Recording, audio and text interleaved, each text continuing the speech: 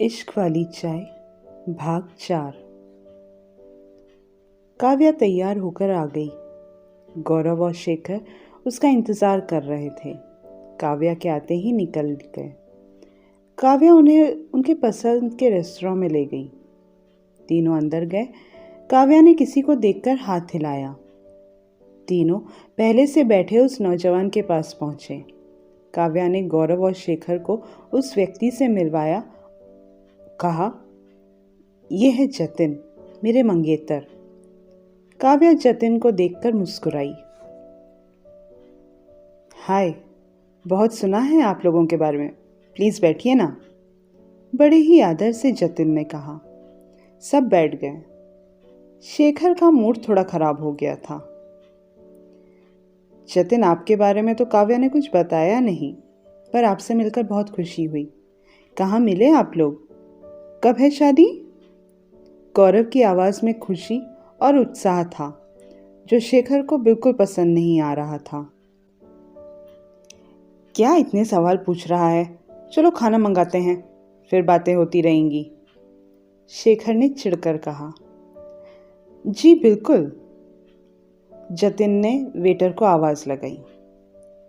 खाना ऑर्डर करने के बाद जतिन ने कहा, अगले महीने हमारी शादी है, आप लोगों को ज़रूर आना है।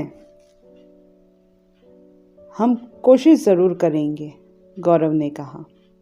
यहाँ वहाँ की बातें हुई, खाना खाया और फिर जतिन अपने घर चले गया।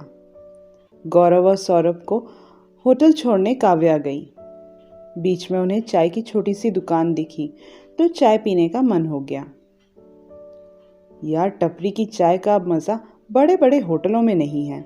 तुम लोग रुको, मैं लेकर आता हूँ, शेखर बोलकर चाय लेने चला गया। कैसा लगा जतिन? काव्या ने पूछा। अच्छा है, तुम्हें खुश रखेगा, गौरव ने कहा। काव्या मुस्कुराई। गौरव ने पूछा, अरेंज मैरिज? हाँ। तुम खुश तो हो ना? गौरव ने एक और सवाल पूछा। काव्या झूठी मुस्कान के साथ बोली, हाँ, बहुत, और नज़र फेर ली। इतने में शेखर चाय लेकर आ गया। तीनों कॉलेज के पुराने दिन याद करने लगे। शेखर ने गौर किया कि गौरव आज खुलकर बात कर रहा था। पुराने गौरव की हल्की सी झलक देखने को मिली आज। रात बहुत हो गई। दोनों को होटल छोड़ काव्या घर चली गई। अगले दिन का कॉन्फ्रेंस खत्म होते ही गौरव और शेखर की फ्लाइट थी। काव्या दोनों को एयरपोर्ट छोड़ने आई। यार, 2 दिन और रुक जाते, अभी तो बहुत बातें करनी थी, काव्या ने कहा। फ़ोन पर कर लेंगे बातें, वैसे भी अगले महीने तुम्हारी शादी में आ ही तो रहे हैं, गौरव ने कहा। शेखर ने मुंह मोड़ लिया। फ्लाइट का समय हो गया। दोनों अंदर जाने लगे। गौरव आगे बढ़ा। शेखर जानबूझकर पीछे रहा और काव्या को धीरे से कहा, 2 दिन से गौरव पहले वाला गौरव लग रहा है। मत छोड़ यार उसे तेरी ज़रूरत है। वैसे भी तू कौन सा उस जतिन से प्यार करती है, बोलकर शेखर तेज कदमों से अंदर चला गया। अब रोज काव्या, गौरव और शेखर की कॉन्फ्रेंस कॉल पर बात होती रहती। शेखर बीच में ही नींद आ रही है कहकर फ़ोन काट देता और रात भर गौरव और काव्या बात करते। काव्या की शादी की तैयारियां शुरू हो गई थी। वो फोटो भेजकर या वीडियो कॉल पर गौरव की राय लेकर खरीदारी कर रही थी। ऑफिस में शेखर ये सब देखता था। उसे गुस्सा आ रहा था। उससे ज़्यादा वो दुखी था गौरव के लिए। एक दिन लंच पर गौरव ने शेखर से कहा, शेखर, टिकट बुक करना है, याद है ना? 10 दिन बाद काव्या की शादी है। शेखर खाना खाते हुए बोला, मुझे नहीं जाना। कैसी बात कर रहा है? दोस्त है वो हमारी, हमें जाना तो पड़ेगा। शेखर को गुस्सा आ गया। चम्मच रखकर वो बोला, क्यों? क्यों जाना है तुझे? क्यों जाऊं मैं? क्या तेरे जाने से वो चैन से शादी कर पाएगी? खुशी खुशी उसे, क्या नाम है उसका, हाँ जतिन, उसे अपना पति मान लेगी तुझे सामने रखकर? ये क्या बोल रहा है तू? पागल हो गया है? गौरव ने कहा।